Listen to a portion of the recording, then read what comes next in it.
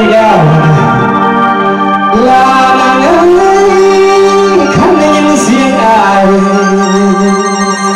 กาบสายลมบอนวิบอนกาบแก้มอุบังอ่อน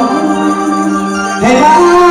พบเธอหน้าสีมาเยี่ยมอีกเพื่อนขอสวัสดีครับเดี๋ยวมาจะซื้อเงินขอเสียงพ่อที่อยากจะนอนนั่นนี่ก่อนใส่กันนะครับเพื่อดินกับพ่อของเราที่เดินทางมาจากแม่เนี่ยเดินสำเนียงความจริงที่กันก่อนมาเอาขออุตส่าห์ใจเจ้าที่เคยเอาใจใส่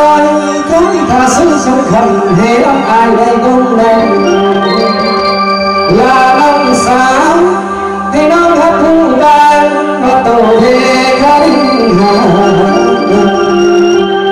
ฝากตามสายลมมาแล้วต้องแฟนท่านผมเสริมมาก่อนมาวันนี้เชิญ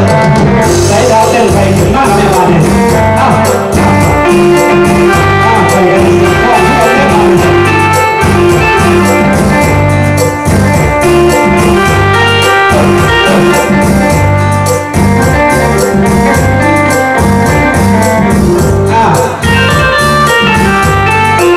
วันเดินนอนแฟนจงรักกันเสียงที่ดังจากใจฉันนี่คือเสียงของอายฝากให้น้องเดินฟังส่งเสียงดังอย่าเจ็บจังฟังง่ายเดินข้างนอกนอนหลับละเมอให้ฟังถึงเจ้าของเสียงคำอยู่ไกลก็ตามแต่ให้ฟังอายแน่เรื่องสาวก็ฝากเป็นเสียงคำเล่าลางให้ฟังเรื่องสาวฟังอายก่อนนอน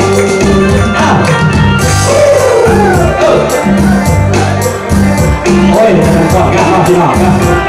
เดี๋ยวฟัง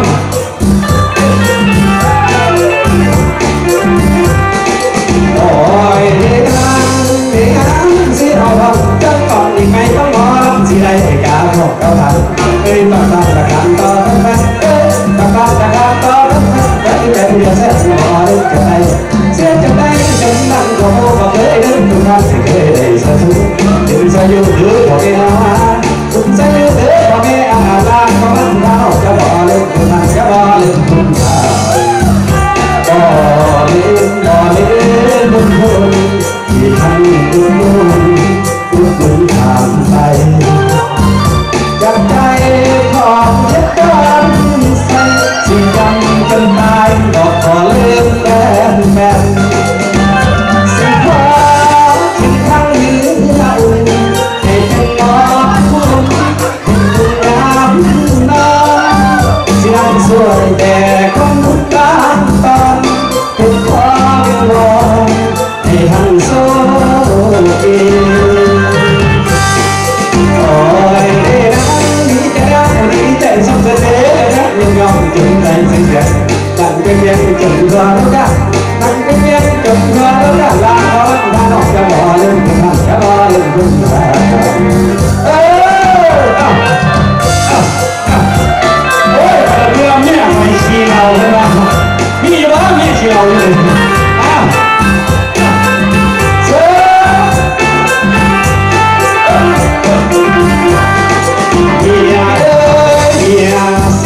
เสียพอเราดื่มของเป็นเท้าโอ้ก็เคยสนใจยังใครบ้างเหมือนที่เราเศร้าเมายังเมาถึงเขาดูดิน